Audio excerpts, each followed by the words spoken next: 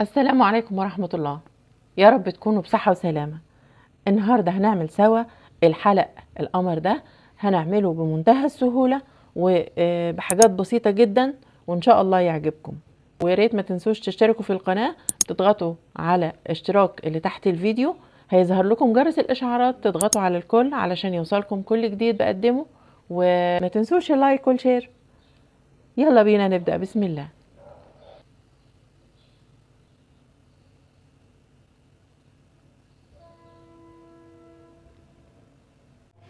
هنحتاج لمقص، إبرة رقم 1.5 ستانلس، زرادية، دبابيس اللي هي لها راس بالشكل ده اهي، حلقات اللي هي بتدخل في الودن اهي، حلقتين، سلسلتين طولهم 3 سنتي اهي، والخرز اللي هيبقى في نص الوردة، خيط اللي هو بتاع الكنفة او اي خيط رفيع. هعمل الحلقة السحرية، اسحب الخيط واشتغل سلسلة. بعد كده هشتغل غرزة حشو 2 3 4 5 غرزة حشو. بعدين اسحب الخيط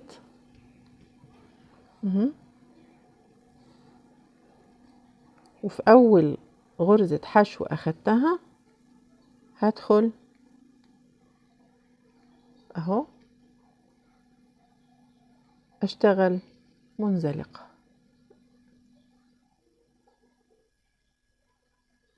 وبعدين ارتفع 3 سلسلة 2 3، وبعدين الف لفتين على الابرة وادخل في نفس المكان اللي ارتفعت منه اهو، اشتغل ادي كده، اسحب الخيط من حلقتين وبعدين حلقتين وبعدين حلقتين، بعدين الف لفة تانية، لفتين تانيين برضو، وادخل في نفس المكان اللي اشتغلت منه العمود بلفتين، اشتغل اطلع من حلقتين وبعدين حلقتين وبعدين حلقتين، التالتة الف لفتين على الابرة، ودي تالت عمود بلفتين اهو، يبقى ده 1 2 3، اشتغلت 3 اعمدة بلفتين كمان، 1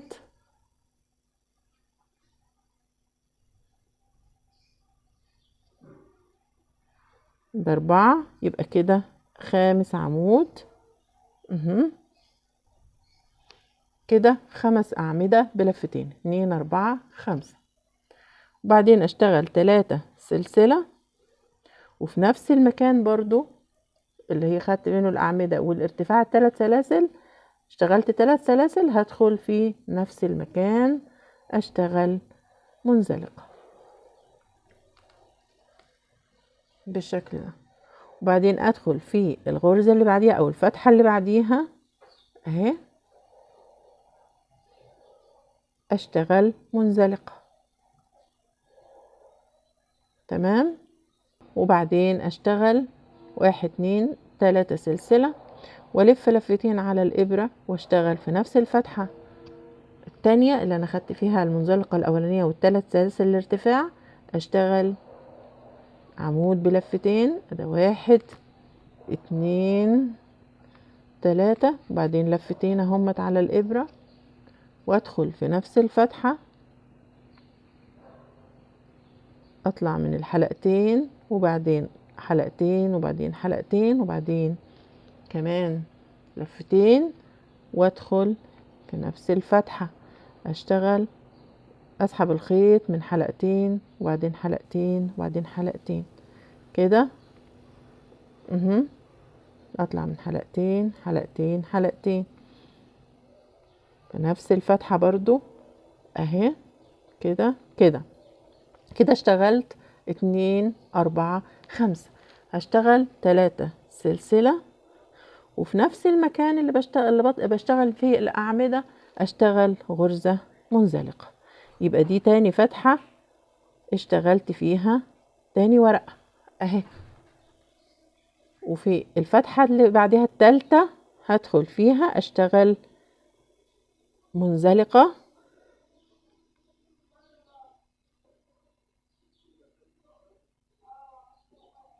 اهي، وبعدين اشتغل فيها في الخمس فتحات هشتغل 5 ورقات اهي بالشكل ده.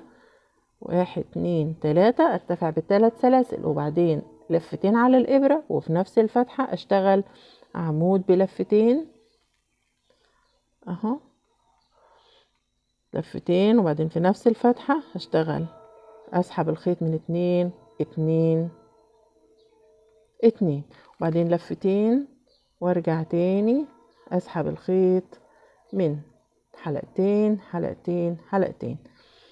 اهو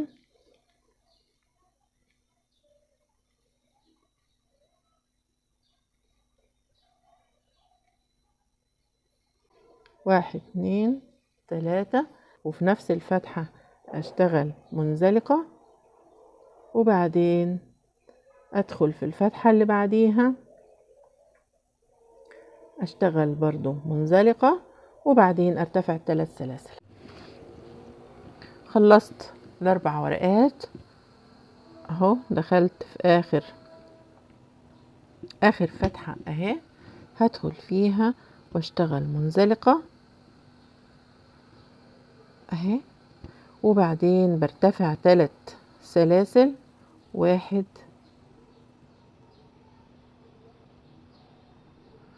1 2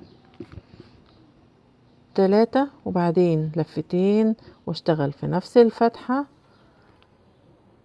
ادي عمود بلفتين وكمان عمود بلفتين.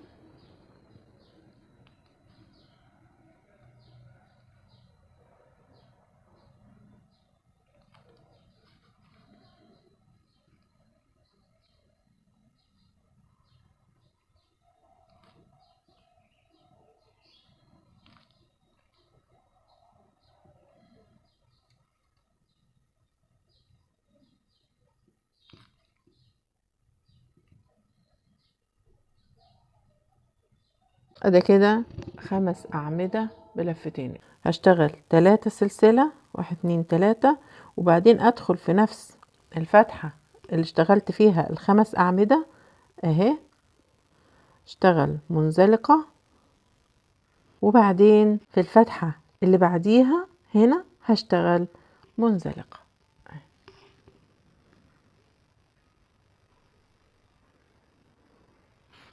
كده. اشتغل منزلقة واسحب الخيط من ورا اهو من هنا كده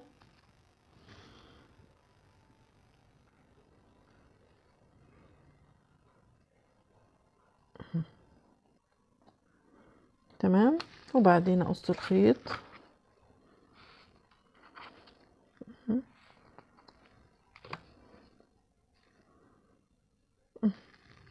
واربطها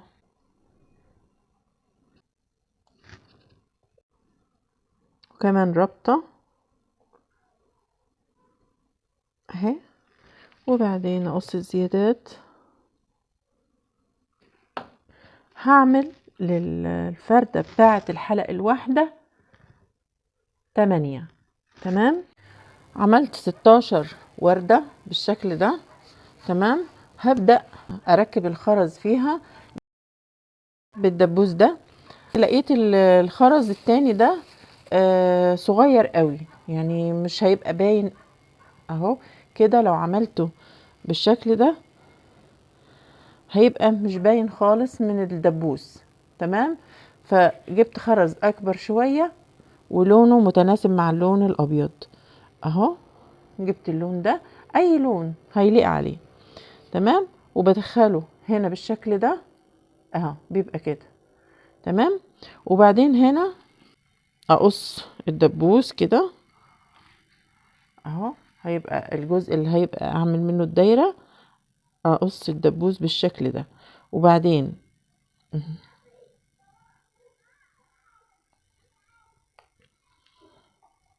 اهو جزء يبقى ايه، هعمل منه دايرة بس كده، اتنيه لورا كده شوية اهو، وبعدين ارجع اعمل الدايرة الناحية التانية اهو.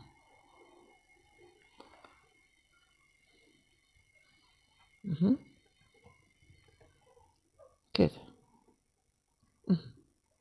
بالشكل ده اهي كده، وادخلها في الدبوس، وبعد كده ادخلها هنا كده اهي. اهو كده نقطع، اقص الدبوس اهو، ارجع لورا بالشكل ده، وبعدين ارجع تاني الف الدبوس بالشكل ده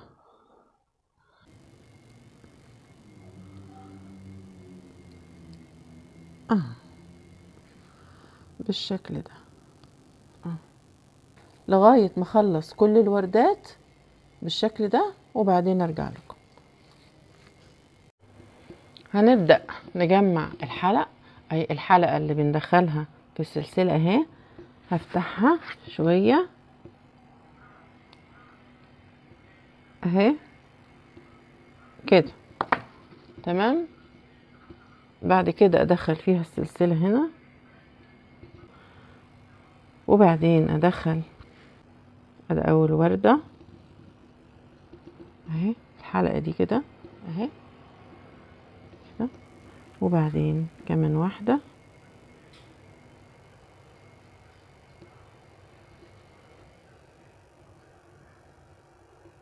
اهي،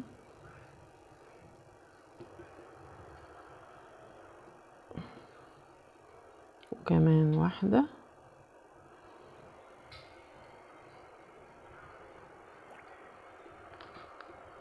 وهقفل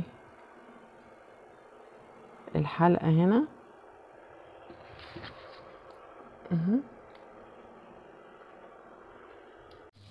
اهي. ركبت التلاتة.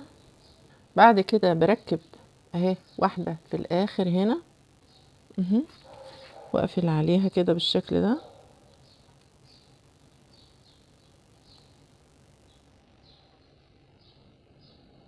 اهي. وبعدين انا فتحت الدايرة شوية عشان ادخلها في السلسلة اهي، ادخلها هنا كده يعني بشكل يكون متناسق بالشكل ده، واقفل الحلقة اهي. وواحدة تانية اعملوها بشكل متناسق، وعلى حسب ما ياخد معاكم ال الوردات، يعني خدت اكتر ماشي، خدت اقل ماشي. وبرضو طول السلسلة انتوا تحكموا فيه، عايزينها تبقى طويلة الحلق يبقى طويل تمام، عايزينه يبقى قصير قصروا السلسلة بس اها. وبعدين بالتبادل كده اها هنا، واقفل عليها بالشكل ده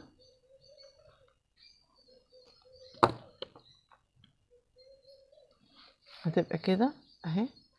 عايزين تزودوا ماشي خلاص، انا هحط واحدة هنا كمان فوق الوردة دي اهي